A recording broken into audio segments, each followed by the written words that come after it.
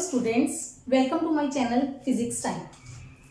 आज हम इलेक्ट्रोमैग्नेटिज्म का थर्ड लेक्चर लगा रहे हैं। जैसे कि हमने पहले लेक्चर में इलेक्ट्रोमैग्नेटिज्म की इंट्रोडक्शन और उसके रिलेटेड कुछ पर्टिकुलर प्रॉपर्टीज पढ़ी थी। फिर हमने dia, para and ferromagnetic materials के बीच में डिफरेंस स्टडी किया था। तो आज हम इससे आगे स्टडी करने जा रहे हैं। एक तो मैं आपको पहले बताती हूँ मैग्नेट्स। एक मैग्नेट्स हैं, मैग्नेट मतलब चुंबक, है ना। ये सारा चैप्टर इसी के बेस पे है।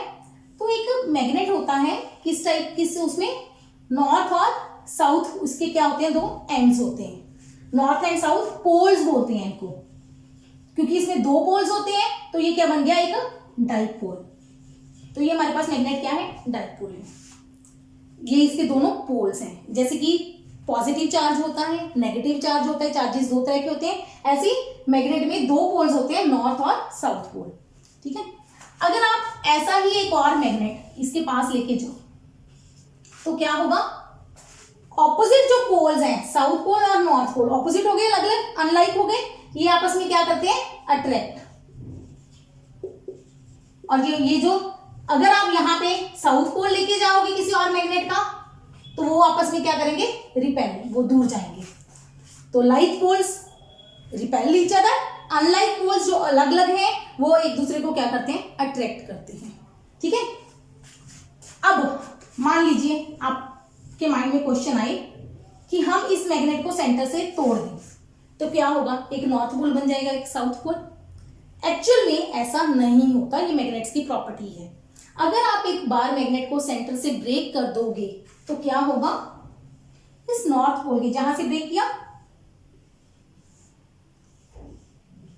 तो ओरिजिनल था, सेंटर में ब्रेक कर दिया आपने, तो क्या होगा, जहां भी आपने ब्रेक किया इस नॉर्थ के साथ यहां पे साउथ पोल एक क्रिएट हो जाएगा, और इधर दूसरी तरफ कौन सा पोल क्रिएट हो जाएगा, नॉर्थ पोल। राइट। इस तरह से अब इसके जितने भी छोटे छोटे टुकड़े करते रहो, इसके हमेशा पोल्स क्या होते रहेंगे, बनते रहेंगे, नए नए पोल्स। ओके। हर बार एक न्यू पेयर क्रिएट हो जाएगा, जो जिसका एक पोल, मतलब अगर साउथ क्रिएट हुआ है तो वो नॉर्थ के साथ लग जाएगा, नॉर्थ क्रिएट हुआ है तो वो साउथ के साथ अटैच हो जाएगा। इसका मतलब क्या हुआ, मैग्नेट का जो एक सिंगल पोल होता है, मैग्नेटिक का सिंगल माने mono, magnetic monopole do not exist in nature. ये मैग्नेट्स की बहुत important, do not exist in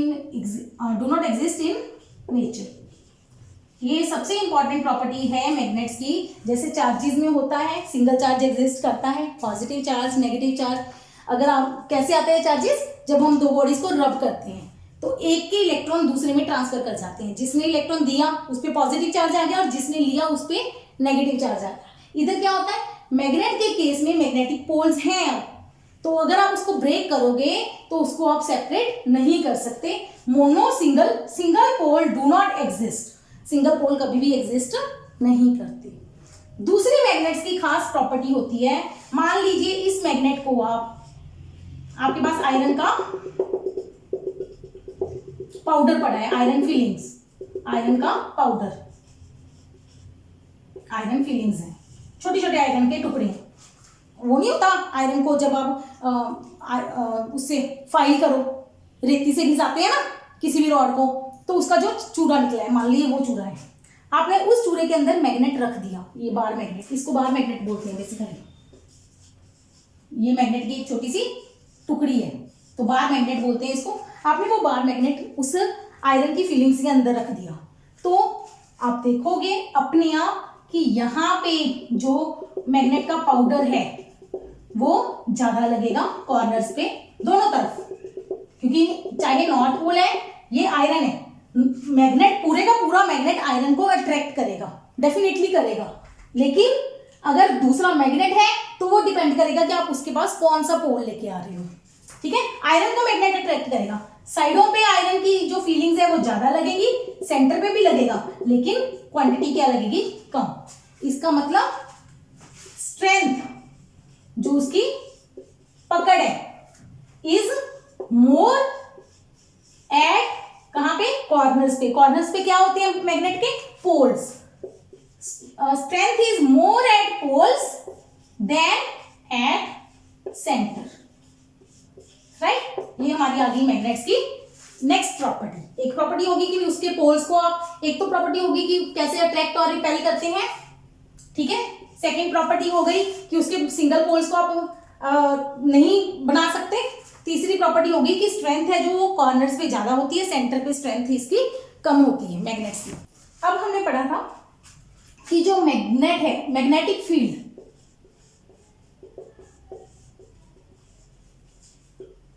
अब हमने बताया कि जो मैग्नेट है वो आयरन को अट्रैक्ट करता है, राइट। ये तो हमने पढ़ लिया। अब यहां पे मैग्नेट पकड़ा हुआ है मैंने, यहां से बहुत दूर यहां पे आयरन पड़ा है, आयरन का पाउडर। तो क्या ये मैग्नेट उसको अट्रैक्ट कर लेगा? ये किस पे डिपेंड करेगा? इसकी स्ट्रेंथ पे, ठीक है, कि वो आयरन को अट्रैक्ट कर, कितना दूर से अट्रैक्ट कर लेगा। तो मैग्नेटिक फील्ड क्या है? फील्ड का मतलब क्या होता है? जगह, जगह, रीजन, स्पेस। तो मैग्नेटिक फील्ड क्या है?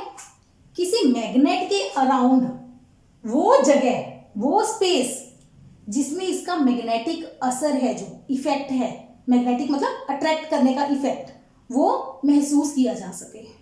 अंडरस्टैंड? ठीक है। तो मैग्नेटिक फील्ड क्या है? स्पेस अराउंड, इट इज, ऐसे प्रॉपर डेफिनेशन लेंगे, it is space around a magnet.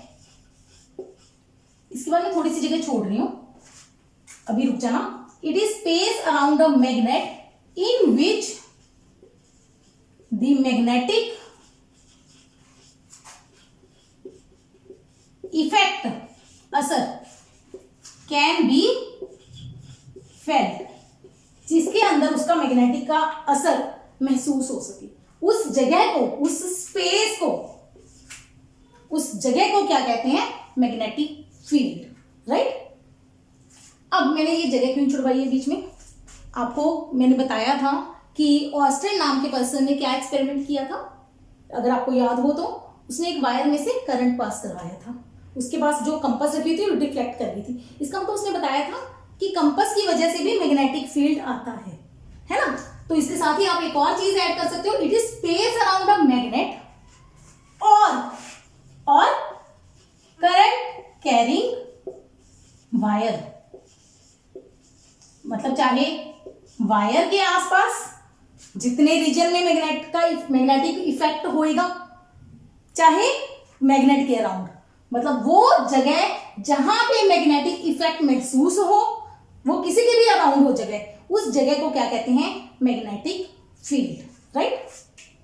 सो ये होगी हमारी मैग्नेटिक फील्ड की डेफिनेशन। इससे अगली डेफिनेशन आएगी मैग्नेटिक फील्ड इंटेंसिटी। इसको भी बी से डिनोट करते हैं, वही बी सिमिलर जो मैग्नेटिक फ्लक्स डेंसिटी भी बोलते हैं, उसकी दो तरह से डेफिनेशन आ जाती है। ये इंटेंसिटी ऑफ मैग्नेटिक फील्ड, इसका मतलब है ये मैग्नेटिक फील्ड की स्ट्रेंथ बताएगा कि किसी मैग्नेट या वायर का मैग्नेटिक फील्ड अमाउंट कितनी है, मतलब उसकी स्ट्रेंथ कितनी है, वो कैसे बताएंगे। उसको समझने के लिए पहले हमें दो चीजें समझनी पड़ेगी। मान लीजिए यहां पे मैग्नेटिक फील्ड है इस रीजन में, सपोज, वो मैग्नेटिक फील्ड किस वजह से है, वी डोंट केयर इस क्वेश्चन में। अभी हमें मतलब मैग्नेटिक फील्ड आ गया, चाहे वो मैग्नेट की वजह से आ गया, चाहे करंट कैरिंग वायर की वजह से आ गया, तो ये मैग्नेटिक फील्ड इस डायरेक्शन में है। ये मैग्नेटिक फील्ड की मैंने एक डायरेक्शन बना दी, जैसे इलेक्ट्रिक फील्ड की डायरेक्शन होती है ना, पॉजिटिव चार्ज से नेगेटिव चार्ज, वो इसी तरह से ये मैग्नेटिक फील्ड की डायरेक्शन हमने बना दी, ये किसी भी तरह से आ गया। अब इसके अंदर आप एक चार्ज रख दो। क्या रखना है अभी? चार्ज, और कुछ नहीं रखना। अभी हम चार्ज की बात कर रहे हैं। चार्ज को क्यू से डिनोट करते हैं, अगर आपको याद हो तो। यहां पे मैंने एक छोटा सा चार्ज रख दिया, तो क्या देखा गया कि ये जो मैग्नेटिक फील्ड है वो चार्ज को इफेक्ट नहीं कर रहा। वेरी इंपॉर्टेंट पॉइंट, एक चार्ज हमने यहाँ पे प्लेस कर दिया, उस चार्ज को मैग्नेटिक फील्ड इफेक्ट नहीं कर रहा। इसका मतलब मैग्नेटिक फील्ड हर चीज को इफेक्ट नहीं करता, ठीक है। चार्ज को उसने इफेक्ट नहीं किया। अब क्या हुआ? सेकंड पॉइंट, पहले चार्ज को तो इफेक्ट नहीं किया, अब हमने उसी चार्ज को मूव करवाना शुरू कर दिया। हमने चार्ज को वेलोसिटी दे दी। चार्ज अब घूम रहा है, जा रहा है कहीं, ठीक है, कि कैसे भी जा रहा है वो बात की बात है। अभी चार्ज ने मूव करना शुरू कर दिया। कैसे? जो मैग्नेटिक फील्ड की डायरेक्शन है उससे किसी थीटा एंगल पे मूव करना शुरू कर दिया। चार्ज ने मैग्नेटिक फील्ड से थीटा एंगल पे मूव करना शुरू कर दिया। तो देखा क्या गया कि अब चार्ज पे फोर्स लगनी शुरू हो गई। अब चार्ज को मैग्नेटिक फील्ड का असर महसूस होने लगा। जब तक चार्ज रेस्ट पे था, खड़ा था, स्टैटिक था, तब तक उस पर मैग्नेटिक फील्ड का कोई असर नहीं था। लेकिन जैसे ही चार्ज मूव करना शुरू हुआ, मैग्नेटिक फील्ड का असर आना शुरू हो गया। वो असर होगा क्या, वो अभी हम नहीं उस पर जा रहे, अभी हम सिंपली समझते हैं असर आया। असर आया का मतलब क्या पता चला? चार्ज पे फोर्स लगी। फोर्स लगी, वो फोर्स किस किस फैक्टर्स पे डिपेंड करी? एक तो डिपेंड करी अमाउंट ऑफ चार्ज पे, कि चार्ज कितना था। चार्ज बड़ा था तो ज़्यादा फोर्स लगी, चार्ज छोटा था तो कम फोर्स लगी। दूसरी वही फोर्स किस पे डिपेंड करी?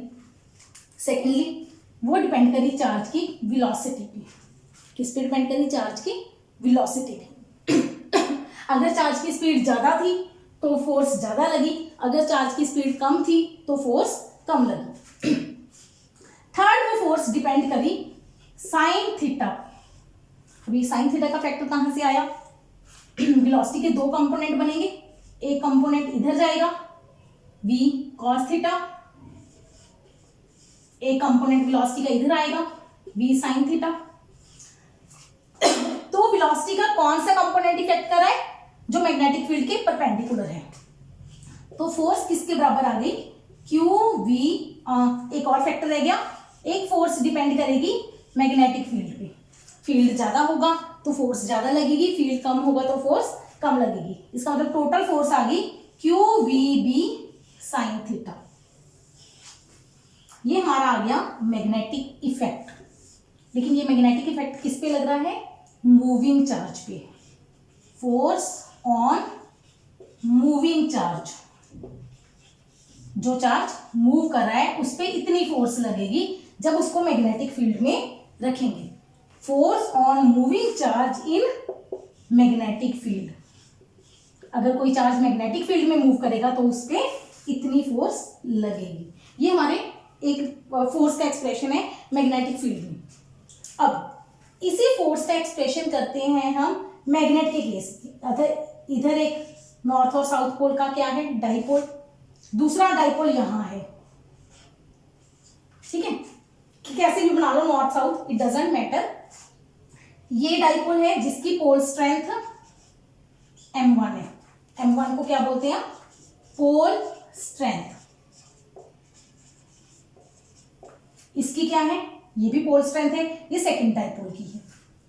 पोल की स्ट्रेंथ कितनी है, कितना पोल मजबूत है। जितना पोल ज्यादा मजबूत होगा उतनी अट्रैक्शन पावर उसकी ज्यादा होगी। अट्रैक्शन और रिपल्शन पावर दोनों ज्यादा होगी।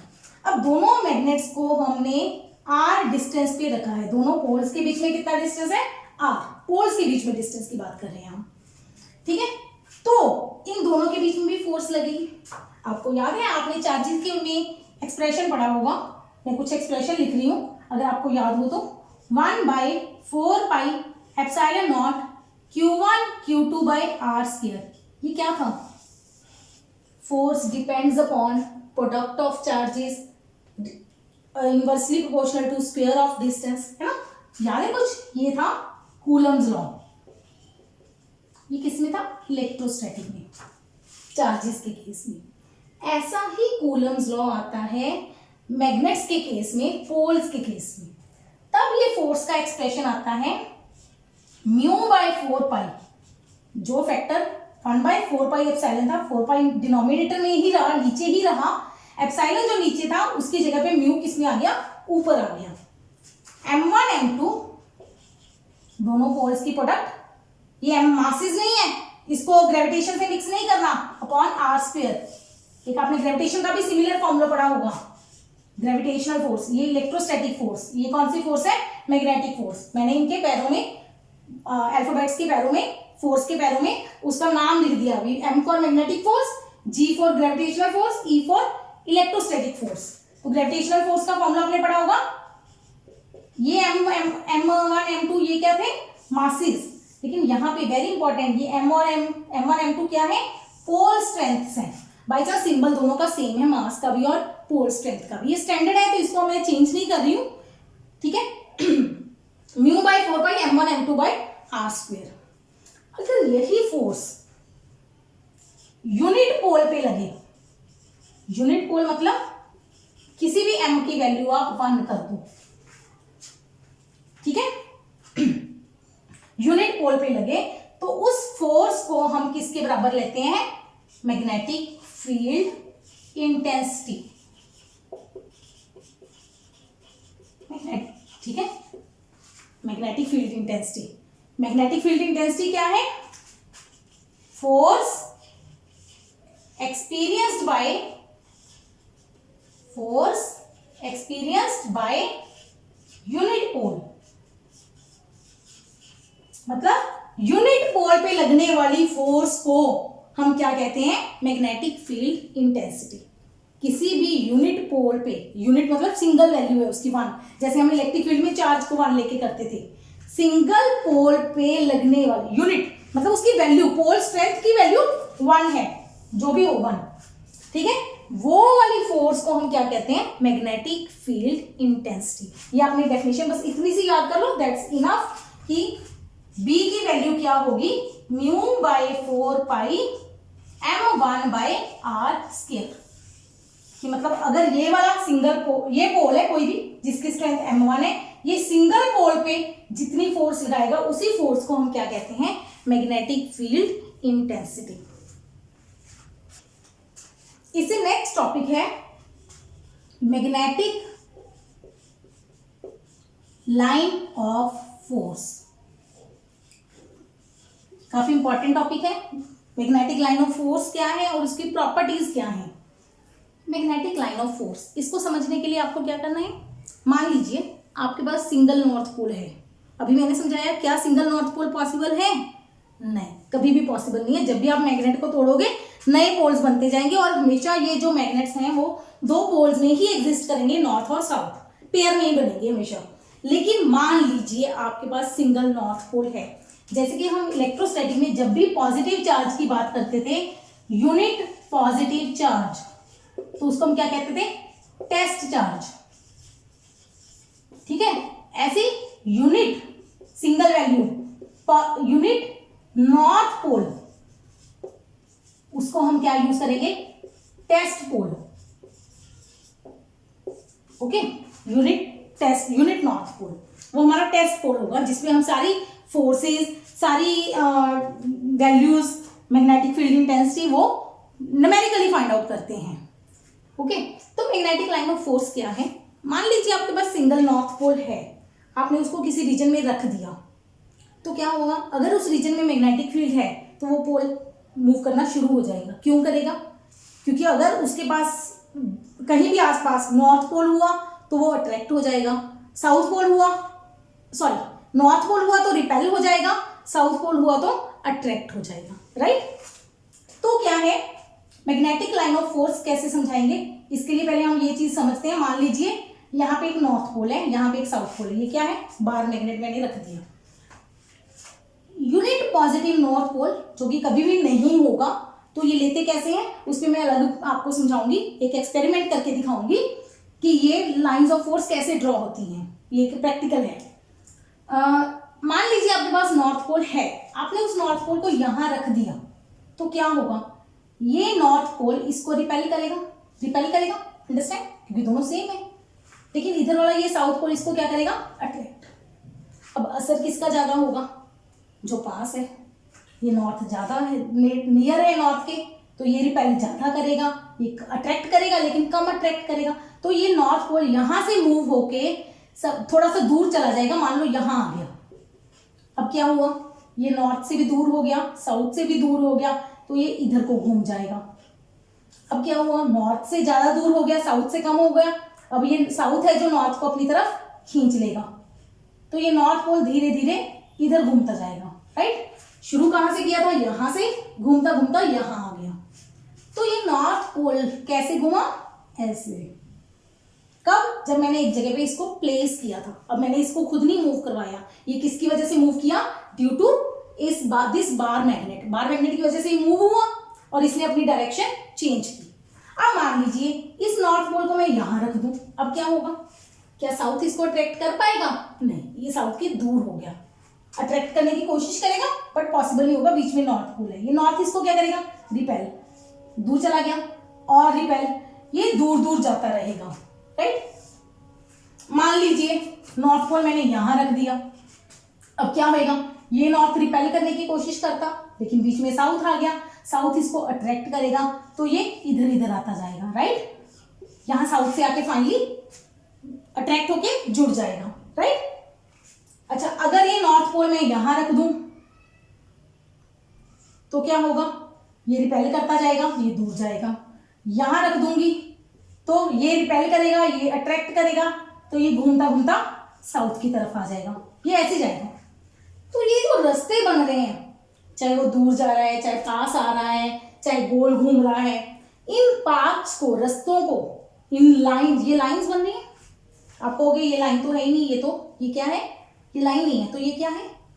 इसको क्या कहते हैं? कर्व। इसको राजीव हम बोलते हैं कर्व्ड लाइन। फिर इसको क्या बोलेंगे? Straight line. है ये दोनों लाइंस, एक लाइन सीधी है तो स्ट्रेट लाइन, घूमी हुई है तो कर्व्ड लाइन। घूमी में जरूरी नहीं है कि सर्कल ही हो, किसी भी शेप में, this is curved line, non straight line भी कह सकते हैं, ठीक है। तो ये एक लाइन बन रही है। तो अब यहां से हम मैग्नेटिक लाइन ऑफ फोर्स की डेफिनेशन बनाते हैं। क्या है ये magnetic line of force? It is the path है, पाथ है मतलब रास्ता है। ये पाथ की शेप क्या है? स्ट्रेट और कर्व्ड। स्ट्रेट और कर्व, स्ट्रेट भी हो सकती है, कर्व भी हो सकती है। along which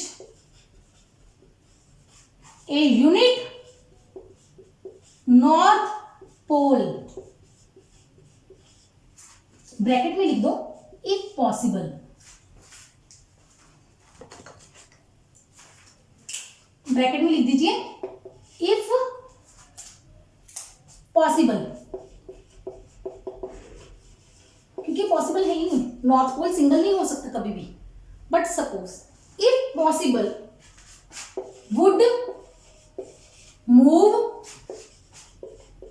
in a magnetic field, मतलब किसी मैग्नेटिक फील्ड के अंदर अगर आपने यूनिट नॉर्थ पोल रख दिया तो वो जैसे मूव करेगा, उस मूवमेंट को ही हम क्या कहते हैं? उस डायरेक्शन को, उस रास्ते को ही हम क्या कहते हैं? Magnetic line of force. Understand? ये होगी मैग्नेटिक लाइन ऑफ फोर्स की डेफिनेशन। अब इसके बाद हम इसकी साथ ही करते हैं प्रॉपर्टीज। ये मैं रिमूव कर रही हूं। अगर आपने इसको डायग्राम को नोट करना है तो वीडियो को पॉज करके आप इसको नोट डाउन कर सकते हैं। और मैं यही सजेस्ट करूंगी कि आप इन वीडियोस को अपनी कॉपीज पे जो जो मेन चीजें लिखवा रही हूँ, समझ तो आई होप आपको आ ही रहा होगा, साथ में जो जो चीजें मैं नोट डाउन कर रही हूँ आप उससे अपने नोट्स तैयार कर लें। अब हम इसकी करने जा रहे हैं प्रॉपर्टीज, और इसके साथ ही हम ये लेक्चर फिनिश कर देंगे। Properties of magnetic line of force. First very important property कि जो मैग्नेटिक फील्ड लाइन है tangent to the magnetic line of force, इसको मैग्नेटिक फील्ड लाइंस भी बोलते हैं, इसी को मैग्नेटिक फील्ड लाइंस भी बोलते हैं। Tangent to magnetic line of force gives, ये क्या बताती है हमें? Tangent, tangent, what is tangent?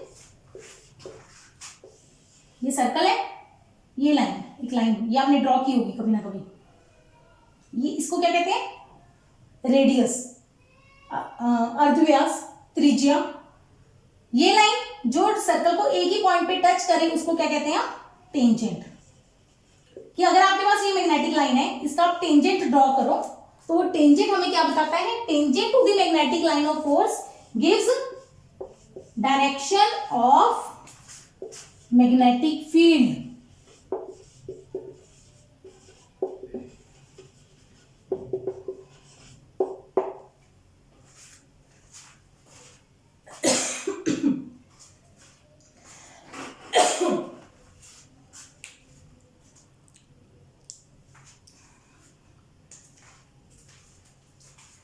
Second point,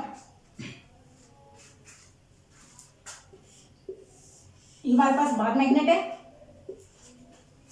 यहां से ये मैग्नेटिक लाइन स्टार्ट होगी, ये ऐसे घूमेगी, यहां तक आई, घूम रही है, ये इसकी डायरेक्शन है। मतलब डायरेक्शन क्या है, नॉर्थ से साउथ। लेकिन द डायरेक्शन, इतना ही लिखते हैं पहले, direction of magnetic line of force, इसको मैं शॉर्टकट अब यूज करूंगी MLF, magnetic line of force, is from north to south. ये डायरेक्शन कहां से कहां है, नॉर्थ से साउथ की तरफ। वेरी इंपॉर्टेंट, अब ये इंपॉर्टेंट पॉइंट है, आउटसाइड दी मैग्नेट। अगर मैग्नेट के बाहर बात करें तो डायरेक्शन क्या है, नॉर्थ से साउथ। किसकी डायरेक्शन, मैग्नेटिक फील्ड लाइन की। लेकिन यही डायरेक्शन अगर आप मैग्नेट के अंदर बात करो तो मैग्नेटिक लाइंस अंदर भी होती हैं मैग्नेट के, अंदर इसकी डायरेक्शन क्या होती है, south to north. But south to north inside the magnet. ये है इसकी वेरी इंपॉर्टेंट प्रॉपर्टी कि मैग्नेटिक लाइंस ऑफ फोर्स, बाहर जो इसकी डायरेक्शन है वो क्या है, नॉर्थ से साउथ, अंदर डायरेक्शन क्या है, साउथ टू नॉर्थ। मैग्नेट के अंदर मैग्नेटिक फील्ड की डायरेक्शन खत्म नहीं होती, वो भी होती है, बस उसकी डायरेक्शन रिवर्स हो जाती है। अगर मैग्नेट के बाहर बात करोगे तो नॉर्थ से साउथ की तरफ जाएंगी लाइंस, अगर अंदर बात करोगे तो साउथ से नॉर्थ की तरफ जाएंगी। इसी के साथ इसका अगला पॉइंट बन जाता है, इसका मतलब जो मैग्नेटिक लाइंस हैं वो क्या बनाएंगी, बंद बनाएंगी, एक क्लोज हो जाएंगी। क्लोज जो रिंग बंद हो जाती है इसको क्या कहते हैं, लूप बन गई एक। सो थर्ड पॉइंट सो नहीं लिखेंगे, magnetic line of force form closed loops. ये लाइनें आपस में क्लोज्ड लूप बनाती हैं। फोर्थ पॉइंट, ये प्रॉपर्टीज काफी ज्यादा इलेक्ट्रिक लाइन ऑफ फोर्स से सिमिलर हैं। एक फर्क है, ये क्लोज लूप बनाती हैं, electric line of force close loop नहीं बनाती थी। अगला पॉइंट ये डिफरेंस है कि जो इलेक्ट्रिक लाइन ऑफ फोर्स थी वो एक से स्टार्ट होकर दूसरे पे एंड हो जाती थी, ये एंड नहीं होती, बट बाकी पॉइंट सिमिलर हैं। अब ये fourth property, two magnetic lines of force, ये मैं शॉर्टकट वही यूज कर रही हूं, वहीं से देख लेना। Two magnetic line of force never intersect each other. दो लाइंस एक दूसरे को कभी भी कट नहीं कर सकती, दो मैग्नेटिक लाइंस एक दूसरे को कभी भी कट नहीं करेंगी। ये लाइंस क्लोज लूप बनाती जाएंगी ऐसे, जितनी मर्जी लाइंस बनाते जाओ, लेकिन ये लाइंस आपस में कभी भी कट नहीं करेंगी, बनेगी सारी क्लोज लूप्स ऐसे, घूमती जाएंगी जितनी मर्जी बनाई जाओ। अब यहाँ पे आप एक और पॉइंट इंपॉर्टेंट नोट करेंगे। आप देखो यहाँ पे लाइंस दूर दूर है, मैंने गिनती पूरी क्लोज बनाई है। अगर आप यहाँ पे लाइंस देखो तो इनकी भीड़ बहुत ज़्यादा है, नंबर ऑफ लाइंस इतने रीजन में ज़्यादा है। यहाँ पे भी लाइंस बहुत ज़्यादा हैं, लेकिन यहाँ पे लाइंस क्या आ रही हैं, कम। इसका मतलब जहाँ पे जितनी नंबर ऑफ लाइंस ज़्यादा आएंगी उतनी ही मैग्नेटिक फील्ड की इंटेंसिटी क्या होगी, ज़्यादा, मैग्नेटिक स्ट्रेंथ क्या होगी, ज़्यादा। इसका मतलब इसको बिल्कुल शॉर्टकट में छोटा सा पॉइंट बनाएंगे, क्राउडिंग मतलब भीड़ हो गई, उसका रश हो गया, बहुत ज़्यादा क्वांटिटी होगी। किसकी क्वांटिटी ज़्यादा होगी, मैग्नेटिक लाइन ऑफ फोर्स की। Crowding of MLF shows strong field, मतलब जहां पे मैग्नेटिक लाइन ऑफ फोर्स की क्राउडिंग ज्यादा हो गई वहां पे फील्ड स्ट्रेंथ क्या होगी, ज्यादा। जहां पे क्राउडिंग कम होगी वहां पे फील्ड स्ट्रेंथ क्या होगी, कम।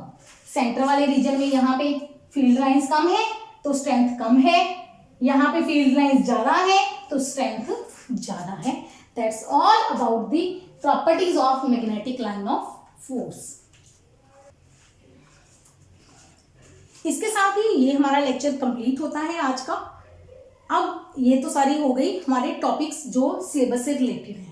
अब उसके बाद में एक इंटरेस्टिंग सा आपसे क्वेश्चन पूछती हूँ, जो क्वेश्चन काफी बार इंटरव्यूज में भी पूछा जाता है, ये जनरली वैसे भी इंटरेस्टिंग क्वेश्चन है। मान लीजिए आपके पास ये दो रॉड्स हैं, ठीक है।